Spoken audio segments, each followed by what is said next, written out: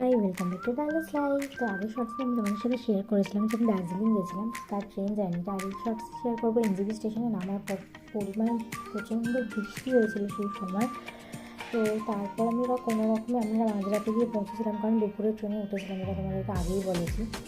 তো 2-2:30 নাগাদ পৌঁছানোর পর পরিমাণ বৃষ্টি সাফার করার পর আমরা কোনো একটা কোচিং পাই, তারপর সেখানে বসি। এবং এই তো তারপরে আমি চুল ড্রেস এবং সাজগোজ করা একটু শুরু করে দিয়েছিলাম। তারপর কতক্ষণে বেরোবো, বৃষ্টিটা একটু ধরতেই বেরিয়ে পড়েছিলাম, বাট মুড খুব অফ হয়ে গেছিলো। তার কারণ হচ্ছে স্টেশন থেকে গাড়ি অবধি ওইটুকু যেতেই পুরো ভিজে গেছিলাম, আর আমার জুতো পুরো ভিজে গেছিলো।